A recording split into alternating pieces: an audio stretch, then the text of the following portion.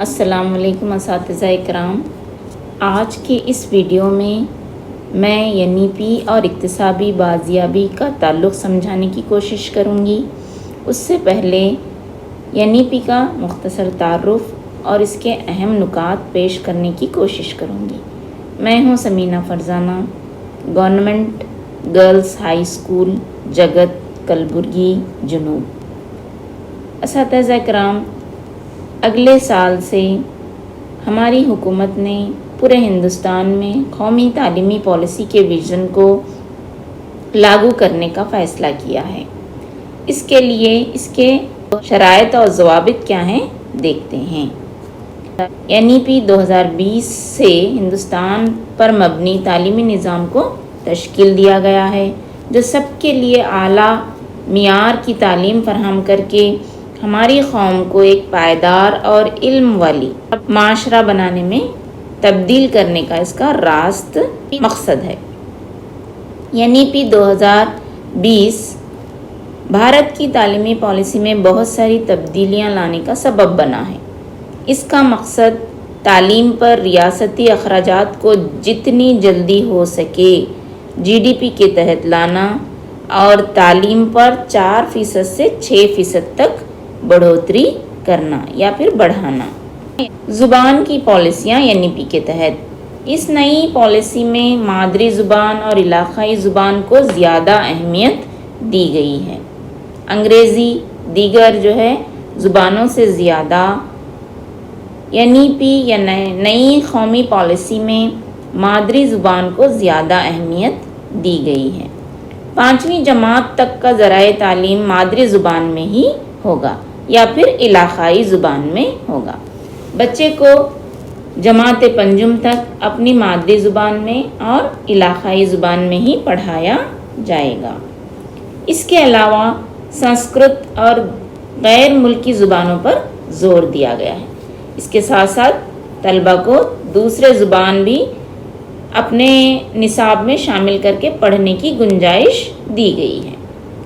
طلبہ پر کسی زبان کو مسلط نہیں کیا گیا، انہیں چوائس دیا گیا ہے۔ طلبہ کو یہ بتلایا گیا ہے کہ وہ اپنے چوائس سے، اپنے چناؤ سے کسی بھی زبانوں کا انتخاب کر سکتے ہیں خود سے۔ حکومت نے واضح کیا ہے کہ NEP میں زبان کی پالیسی ایک وسیع روڈ میپ کے تحت ہوگی۔ اس پر عمل درآمد کے بارے میں فیصلہ ریاستوں، اداروں اور اسکولوں پر ہوگا۔ جو بھی پالیسیاں ہیں اس کو لاگو کرنے کا فیصلہ ہندوستان کی ریاستوں کو ہوگا، تعلیمی اداروں کو ہوگا اور اسکول کو ہوگا۔ قومی نصاب کے فریم ورک میں زبان کی ایک مزید مفصل حکمت عملی 2021 کو شروع کی گئی ہے۔ اسکول کی تعلیم موجودہ 10+2 یا جو ہم اول سے 10 تک پڑھا کرتے تھے، پھر 2 سال PUC ہوتا تھا، اس ساخت کو بدلا گیا ہے۔ اس کے بجائے 5+3+3+4 کی ساخت لائی گئی ہے اور اس پر عمل درآمد شروع ہو چکا ہے۔ ان 3 مرحلوں میں اس کو تقسیم کیا گیا ہے۔ بنیادی مرحلہ جسے فاؤنڈیشنل کورس بھی کہیں گے، 3 سال تک پرائمری اسکول یا آنگن واڑی میں بچہ تعلیم حاصل کرے گا، یعنی 3 سال سے لے کر 6 سال تک بچہ پری پرائمری یا آنگن واڑی میں تعلیم حاصل کرے گا۔ ابتدائی اسکول میں پہلی اور دوسری جماعت تک تعلیم حاصل کرے گا۔ اس میں بچے کی عمر 3 سے 8 سال تک شامل ہوگی۔ اس مرحلے میں مطالعے کی توجہ سرگرمی فنی تعلیم پر مرکوز ہوگی۔ یہ ابتدائی 5 سال کی بات ہوگی۔ 3 سال پری پرائمری، 2 سال تک طالب علم صرف اسکول جائے گا، کھیل کود کے گھر واپس آئے گا۔ اس کے بعد آئے گا ابتدائی مرحلہ۔ اس مرحلے میں تیسری جماعت سے 5ویں جماعت کو رکھا گیا ہے۔ اس وقت بچے کی عمر 8 سے 11 سال کی ہوگی۔ اس مرحلے میں سکھایا جائے گا کہ گویائی کسے کہتے ہیں، خواندگی اسے سمجھائی جائے گی، یعنی لٹریسی اسے پڑھنا لکھنا بولنا سکھایا جائے گا، اور ساتھ ہی ساتھ جسمانی تعلیم، زبانی تعلیم، آرٹ، سائنس، ریاضی جیسے عنوانات ابتدائی مرحلے میں متعارف کروائے جائیں گے۔ جماعت سوم تک طالب علم کو کسی قسم کا کوئی امتحان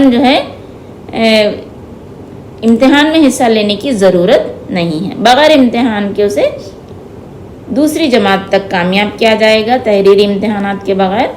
تیسری جماعت میں اسے بولنے، خواندگی، تحریر کرنے، لکھنے اور جسمانی آرٹ کے بارے میں سمجھایا جائے گا۔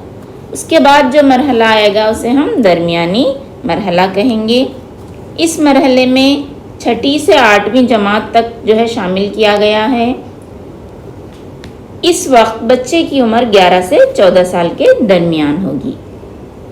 اس مرحلے میں طلباء کو ریاضی، سائنس، سماجی علوم، آرٹس، انسانیت کے مزید تحریری تصورات سے متعارف کروایا جائے گا۔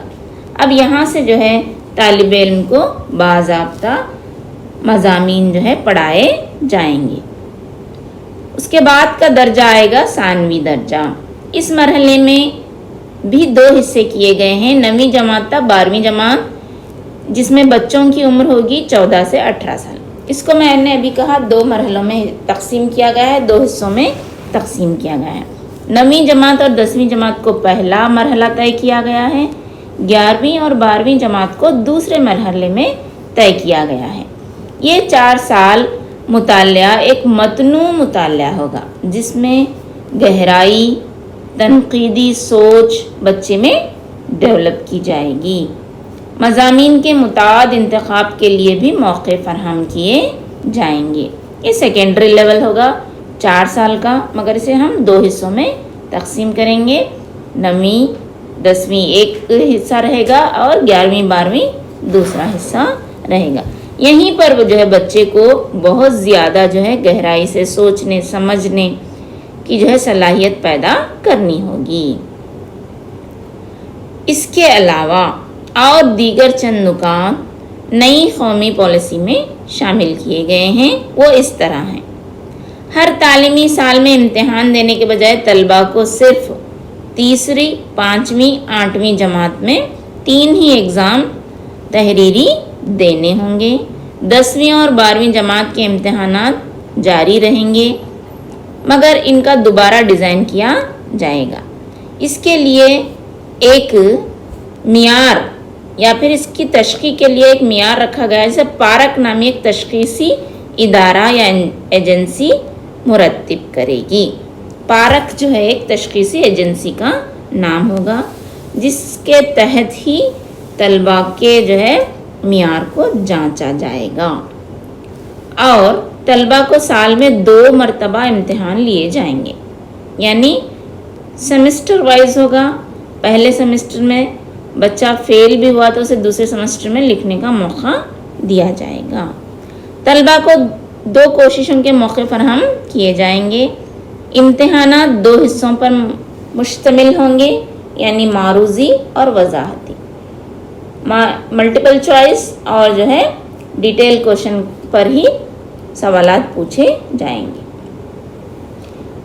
نئی قومی پالیسی کے تحت تعلیم کے نصاب کو کم کرنے پر زیادہ توجہ دی گئی ہے۔ نصاب کم سے کم ہو، معلومات زیادہ ہو۔ ایک طالب علم کو کیمیا کے ساتھ ساتھ فیشن سیکھنے کا اگر اس کے چاہت ہے تو اسے اجازت دی جائے گی، اگر وہاں پر وہ مطلوب ہے تو اسے دیا جائے گا۔ 6ٹھی جماعت سے ہی کوڈنگ کو متعارف کیا گیا ہے۔ تجرباتی تعلیم کو بھی اس میں شامل کیا گیا ہے۔ بچوں کو ناشتہ دینے کے لیے دوپہر کے کھانے کے منصوبے میں توسیع کی گئی ہے۔ بیسی اوٹا کا جو منصوبہ ہے اسے اور بڑھا کر صبح کے ناشتے سے بھی جوڑا گیا ہے۔ طلباء کی خصوصی ذہنی صحت پر زیادہ توجہ دی جائے گی۔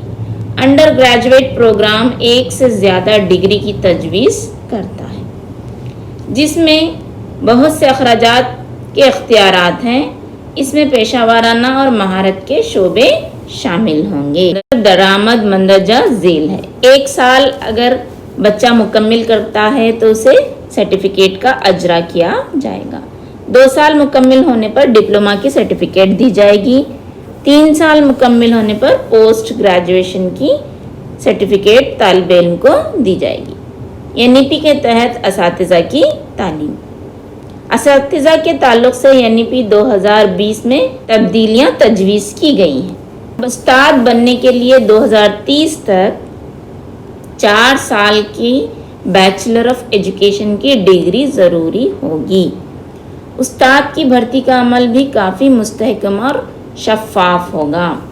असातिज़ा का तालीमी पेशावराना मियार कौमी कौंसिल तयन करेगी।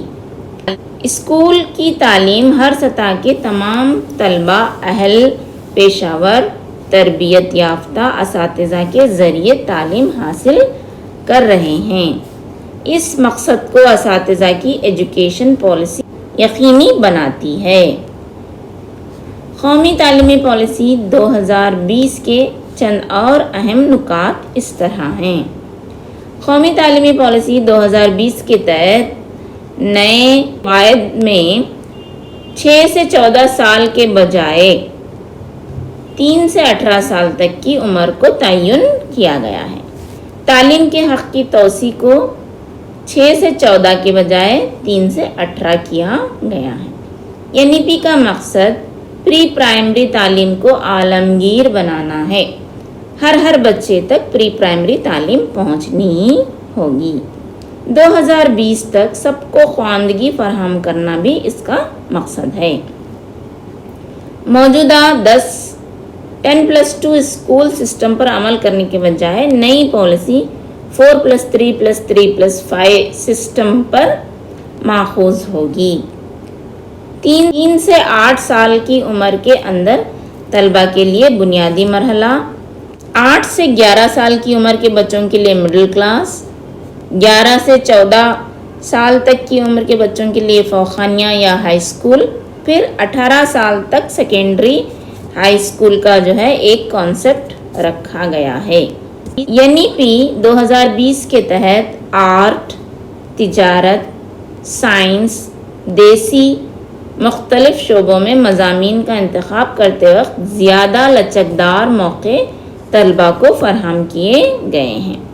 ज़िंदगी के इब्तदाई मराहिल में तलबा में सीखने की सलाहियत ज़्यादा होती है, इसलिए स्कूल की तालीम की बुनियादें मराहिल में बहुत ज़्यादा ज़ुबानें पढ़ाई जाएंगी। स्कूली तलबा को इनके कम से कम 3 ज़ुबानें सीखने का मौका दिया जाएगा। हिंदुस्तान के वज़ीर आज़म की सरबराही में एक नया आला सतही रेगुलेटरी इदारा तश्कील किया जाएगा। बच्चों को 5वीं जमात तक मादरी ज़ुबान या इलाक़ाई ज़ुबान में तालीम देनी चाहिए।